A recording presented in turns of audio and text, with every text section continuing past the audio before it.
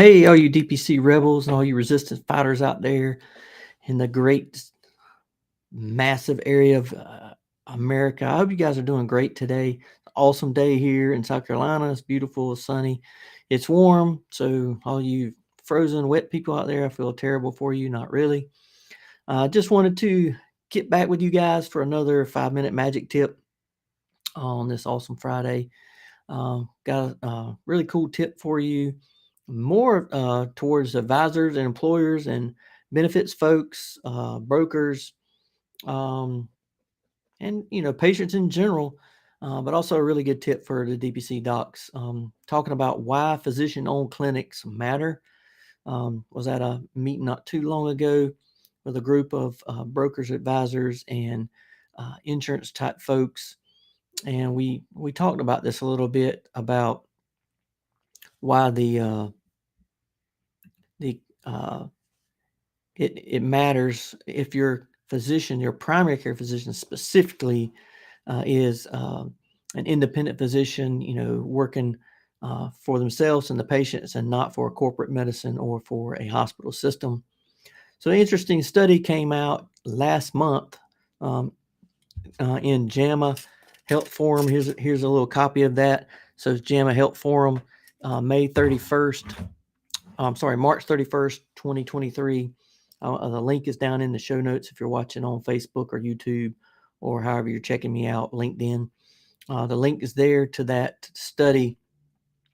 And in this study, they looked at 727 small to medium-sized primary care clinics, primary care only. And they did some investigating with those, did some testing, and what they were able to find is that clinician-owned, physician-owned independent clinics had higher quality with stabilized to no change in burnout.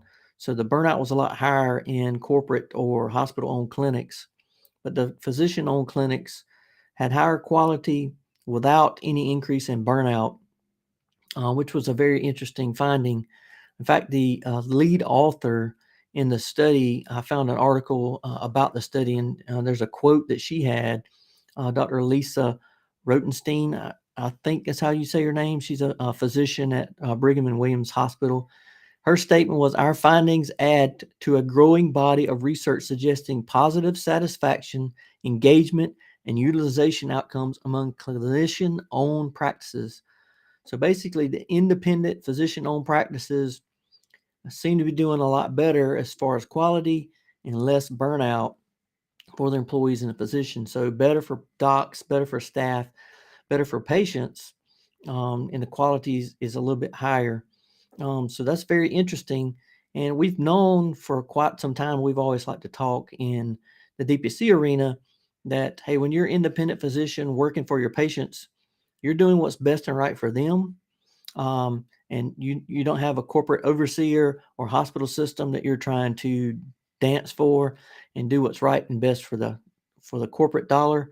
Um, so I know physicians who work in hospital systems, and if they don't refer to the right place for imaging or for procedures to other specialists, that they get dinged or they get money taken away or they get reprimanded.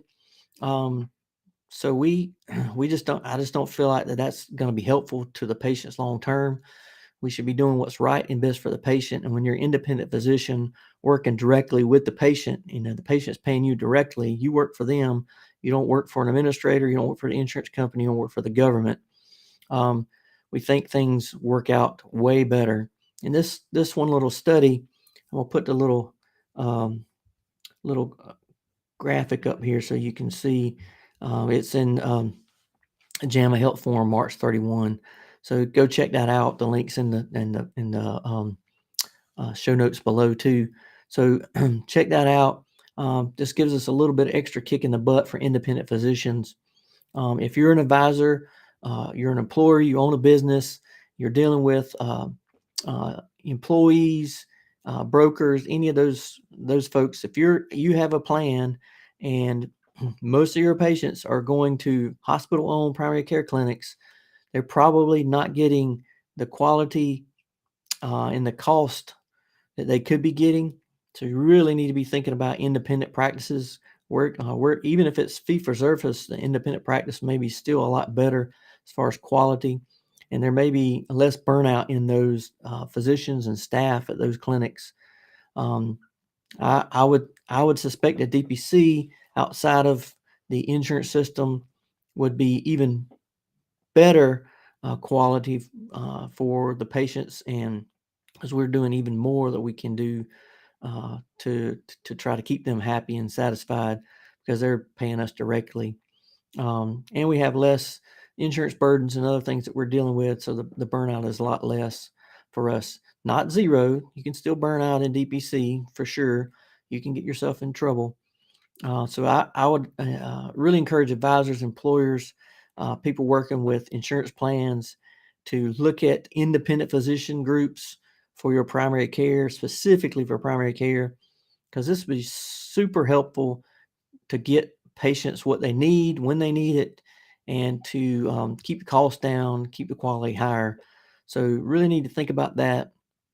Is there a DPC clinic in your area that you can get your companies with, get your patients with, your employees with? So that's the little tidbit for today. Hopefully you guys found this helpful.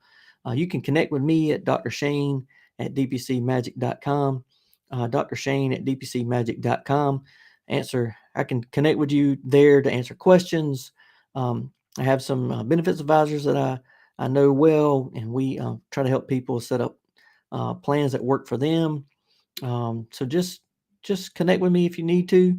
You can I can get you information on my book if you want to read my book on DPC Magic, Pixie Dust and Miracles, about how to work with employers as a DPC. So you guys have a great weekend. I'll try to get back with you guys next Friday. Until then, let's